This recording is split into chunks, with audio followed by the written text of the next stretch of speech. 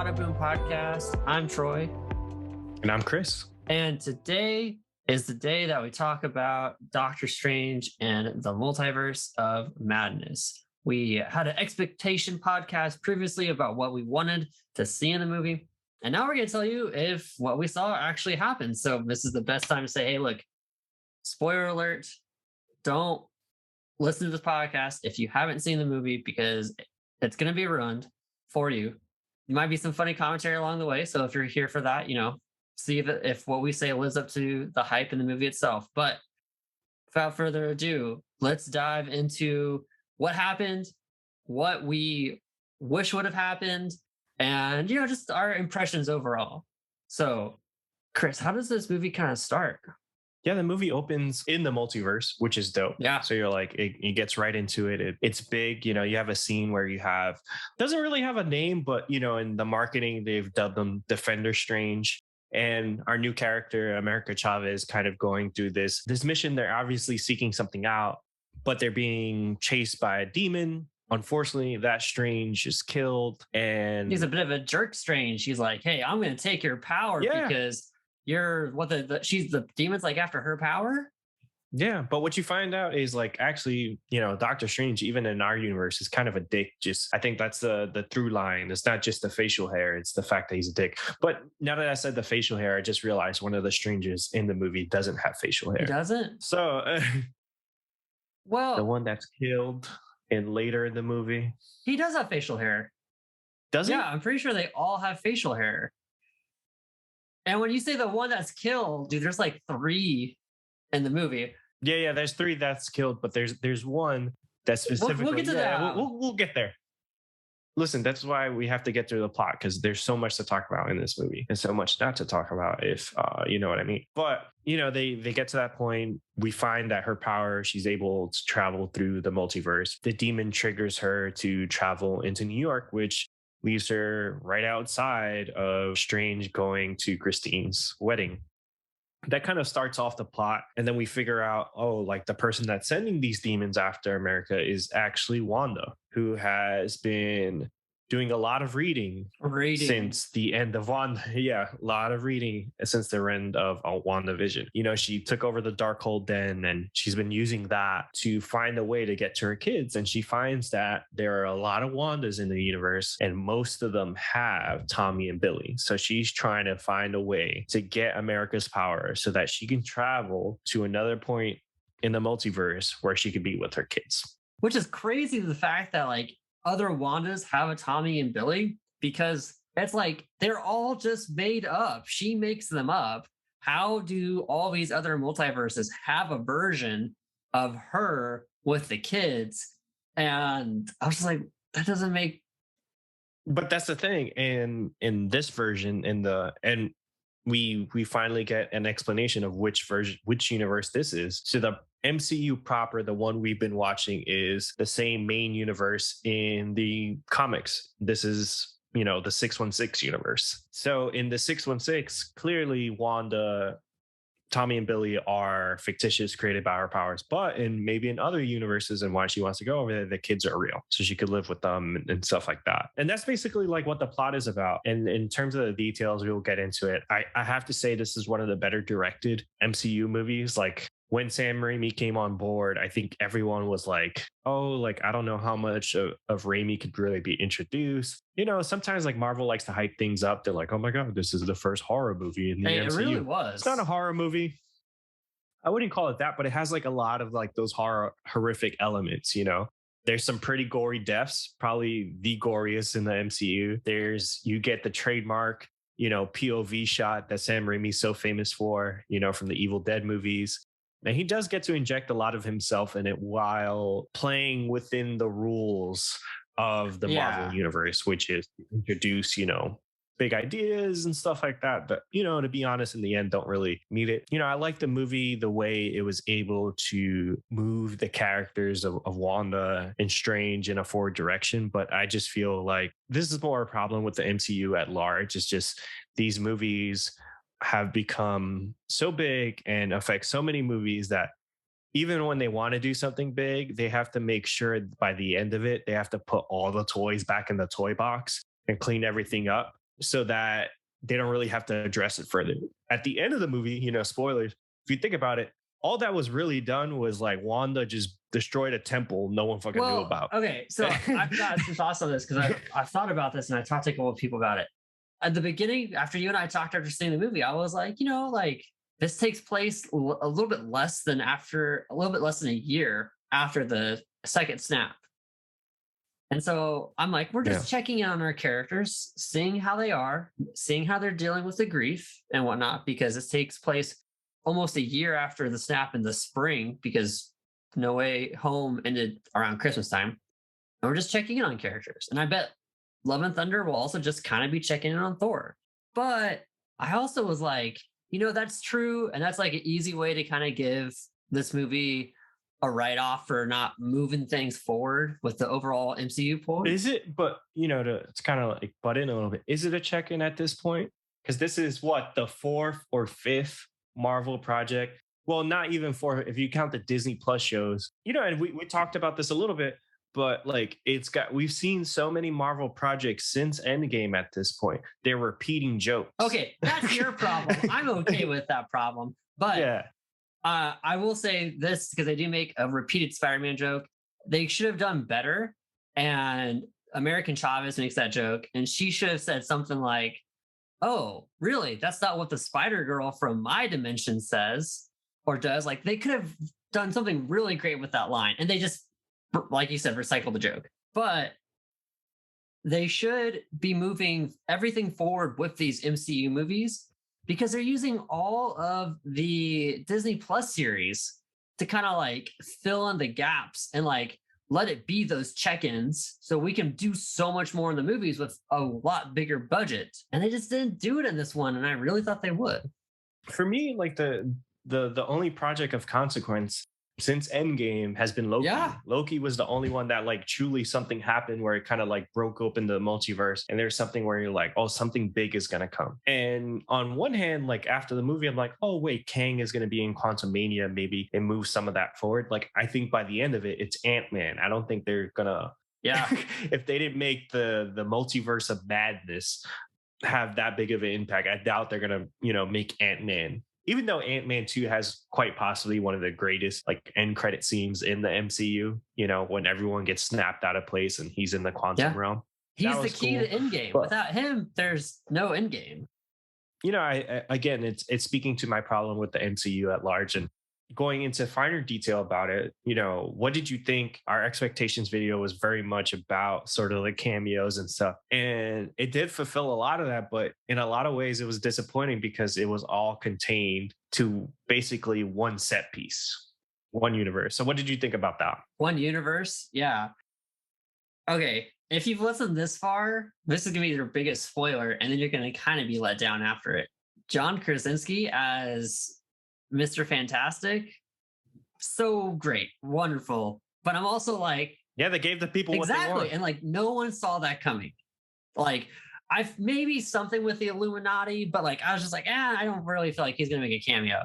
I was like, and they don't have the balls to do it.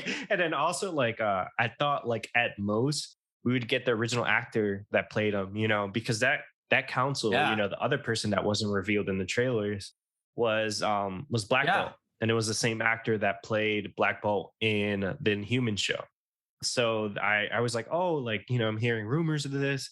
So I thought it was going to be the original actor. So the fact they fit him in was cool, just because it was very much an ode to fans that have been fan casting John Krasinski for. It almost seems like since the MCU started like expanding, they've been like, hey, I told my girlfriend as like a little joke, it's like, I wonder if like in The Office, there's an Asian version of Reed Richards out there.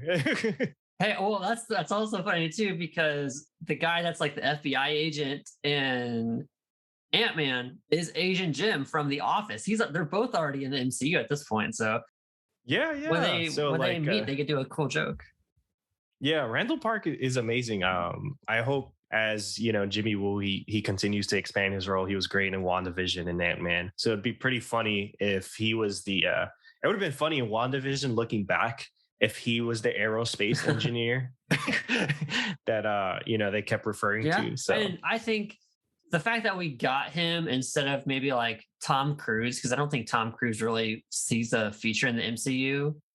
I have a hope that when we do get Fantastic Four, John Krasinski's like, yeah, I'll shave my beard. I'll be a younger Reed Richards. They make some great references to Sue Storm, and there's and his kids, Frank and that's Valeria. true, yeah. So that was yeah. But this is all in an alternate universe, and so it's one of those things where it's like we don't get anything out of it except just like some cool fan service, which I'm not complaining about. But hopefully in the future, when these characters come in, Doctor Strange is like, oh yeah, I know about you. And he feels like all caught up, and like you can make that movie gel very well. And also, you don't have to watch What If to see this movie. But if you did, it's just going to make it even better. Yeah, that's again the frustrating part about it. It's like there's things like the zombie Strange that we saw in trailers. If you think about it, not really a zombie, was just Defender Strange possessed by our Strange. And then Evil Strange, who you think is this, the super supreme Strange from What If, is actually not that Strange. I would always say watch it for Captain Carter. Just watch it for Captain Carter. Yeah, but even in that instance, you're like, is this the universe that she was in? Like, truly? Because like the way things are going, maybe it's a Captain Carter from a different universe. And it speaks to, again, my issue with it. It's like, again, even though we've touched on spoilers, but again, these are the kind of like the best moments of the movie. So I have to say it again before I spoil more. But spoiler alert, when she kills everyone, which is probably the most violent part of the movie, snapping Xavier's neck, ripping, Reed into a million pieces, making Black Bolt blow his own head off. All of those things are immediately erased. So those things that, were bold and interesting that I was like, oh my God, I thought they didn't have the balls to do it. Immediately they kill those people off. And even like in the marketing, where it's not to say that you have to market everything in the movie, but it was a little misleading where you feel like, oh my God, this movie is going to have consequences for No Way Home. The reality is No Way Home could have never happened and this movie would have still happened. Yeah, well, this was supposed to happen before No Way Home originally. This was supposed to happen in No Way Home, but you would like Mordo is actually a good Mordo. Is he? It's not the evil. Yeah, well, he is good. He's like, yes, he's like, he wants to be the Sorcerer Supreme, but he like even when he gets his ass beat by Strange, he's kind of like joking. He's like, I don't like you, Strange. Like very Marvel and stuff like that. I still think this Mordo might come back in some way. I think that's gonna be the premise. You're very optimistic. I think that's definitely probably the premise for Doctor Strange 3. And they did say Doctor Strange will return. And jumping really far ahead in the post-credit scene, you see someone that can travel in between dimensions, and they take Strange into a different dimension or a different universe. And I'm like, yo, I bet Mordo finds a way to where he can travel, and he's going to track down this Strange and kill him, and maybe kill Wanda. But we just don't know. There's also the crazy thing too is like Doctor Strange has no to very little villains that are currently in MCU. And that kind of makes sense why they're like, let's just play with the characters we have right now. Yeah, but the thing is, they in terms of villains, right? Wanda, she's set up as a villain. She is a villain in this movie, and you're like, oh, maybe she's going to be a larger villain, like a Thanos or Loki that appears in other things. Immediately, they kill her villain arc at the end of the movie. She seemingly kills herself, to destroy the temple that holds the Darkhold.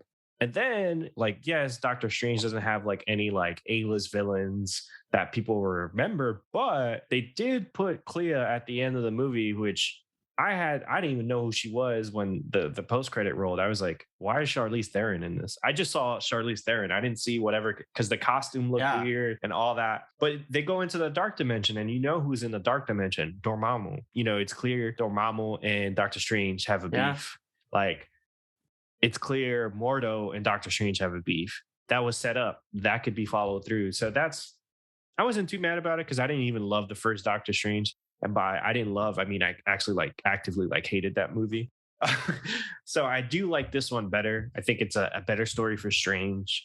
I like the introduction of America Chavez, but the issues with it are kind of with the Marvel universe at large. It feels like it's just, trying to run in quicksand. It's in the same spot. It's digging itself deeper and deeper into a hole of the same jokes, the same stories. And maybe I would have liked it more if I didn't see Moon Knight, which kind of soured me on like the MCU for like the last, because when I saw that, like I just started thinking of the last like year and a half outside of Loki. I'm like, wow, these were all like very average at I haven't seen best the last projects. episode of Moon Knight yet, because like, but that's also saying something. I've got little desire to just be like, let's watch it, even when I'm on the train. I've got it downloaded. I'm just Yeah. like, do I really want to do this right now? I got to be in a different mindset. Yeah. And, you know, like if you're hoping that we're going to dive deeper into kind of like, oh my God, what Easter eggs or spoilers or whatever, that scene is all Yeah, there is. Like that Illuminati scene. And that's what's frustrating. I'm sure like Kevin Feige didn't want to do it, but, you know, there were a lot of leaks around like Xavier already and some of the other people that appear. But the fact that the real only surprise was Reed and Black Bolt, you kind of like even Xavier, he has a moment with Wanda, and you expect him to at least reference mutants, reference Magneto, something like a little like, you know, piece of language or something like that that kind of like gives us something to be excited about, whether it be the Fantastic Four or the X-Men. It's none of that. They just die in that scene. And I was hoping at the end of this, I'd figure out or at least have an idea of like when we will get the Fantastic Four, when we get the X-Men. Like just there's none something of that. new. I feel like I to be honest, I feel like we're in the same exact spot at the end of Endgame. We're still like the characters are still making references to the blip. They're so tired of life, they're making the same jokes. They're in a time loop. It's disappointing. It's a little disappointing. I think it was a good movie. Sam Raimi is clearly someone able to shine through it all, and I really liked where Strange has come and Cumberbatch's performance, because you know the first one was an origin story, so it's hard to kind of like for me to really care that much that first movie. But it was cool to see the whole movie. He had, like at the beginning it shows like, hey, he's a dick, that he always has to be the one that saves the world, and he's able at the end to kind of let himself go and let America be the superhero. She doesn't have to have a Yeah, savior. that's true. And also the fact that she now kind of has a place in the universe that she can call home. And hopefully, you know, we'll see more of her in the future. And we need to get this White Vision in here. I was so sure that was going to happen, and there's no White Vision. That's another thing. She only mentions Vision, that part that's shown in the trailer where she's like, oh, Vision thought it existed. And, you know, like at the beginning, she's like, you didn't have to kill your own. And then never again. Even in the alternate universe, there's no dad. The kids have no dad. She doesn't know about the White Vision existing, because in the end, the like vision that she's created in her mind in WandaVision goes back to the house with her and says goodbye and stuff. So the White Vision's just out there doing his own thing. But not to say that she should be seeking him out. What I'm saying is like, why wasn't Vision in any of the multiverses? Oh, And I kind of lost my train of thought earlier. But even in the scene where America and Strange are traveling through different multiverses to escape Wanda, not one of those multiverses are really anything of note. Not that we know. I'm sure there's a really good YouTuber out there that's freeze framing everything right now to give us like little hints, but none of it like was, maybe it was too much to put on this movie to make it seem like, oh, like I want like to have like a No Way Home type reaction when I'm in the theater. You know, people knew Xavier was coming, so it was a clap. yeah.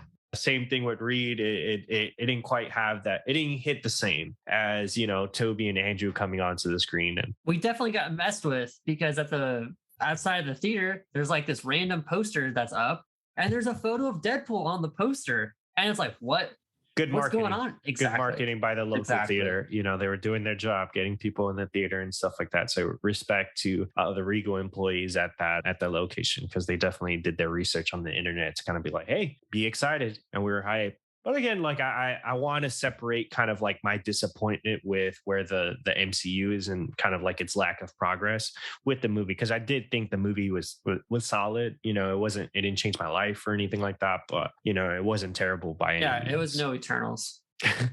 Well, Eternals, I still think that movie is a decent movie, but I know how you feel. Yeah, it's you know, Eternals, that, you know, that will put you to sleep. That took me about 3-4 tries to get through. But even that, like, it's not terrible. But again, like some of these things, you're like, they have to account for too much at this point. You know, it's not Tony, Thor, Steve and Bruce and Natasha. It's not that original 6 or 7 where like, hey, now you have to account for a whole universe, Disney Plus shows, all these. So it's hard to kind of move things forward because you kind of have to address them in every project. As you've seen with the blip, like every project, and that was the good thing about Moon Knight, they never mention it, but in every other project they have. So it's tough to do, and this cinematic universe is kind of a miracle that we've gotten to this point where it's felt fresh in a lot of ways, but now it really does feel like a machine just churning them out. Yeah, but hey, you know what's not tough to do? Subscribing to the Badaboom podcast. You can subscribe on Apple Podcasts, Spotify, and you can engage further in the conversation with us on Instagram, Twitter. We post a lot of content on those pages that aren't things that we get to talk about in the podcast, because sometimes it's just a little piece of news here or there that we're like, maybe we can't do an episode about, but we'd love to talk to you about what's going on in the world with DC, Marvel, and independent comic books all the time. So hit us up on Instagram and Twitter and talk to us about what you're reading, what you'd like to see, what your thoughts for sure on Doctor Strange and what's going to happen next in the MCU. Yeah, hopefully we don't disappoint you. You know, when you're listening to this podcast and we do the intro, you're not like, oh my God, is Joe Rogan going to show up on this podcast? It's like, he's the last person on. Yeah, but like the biggest personality in podcast is going to show up in this podcast, and then you watch it and you're like, oh wow, like he disappeared after a second, they lied to me. Hopefully you don't feel like that, like like we were a little bit with Multiverse of Madness, but we really appreciate you guys listening. It's amazing where we're at in terms of like, just in December we didn't have this, and I've said that multiple times, but it's all to you guys for keeping us going, and we're really excited to give you more. So with that, bada boom. Bada boom.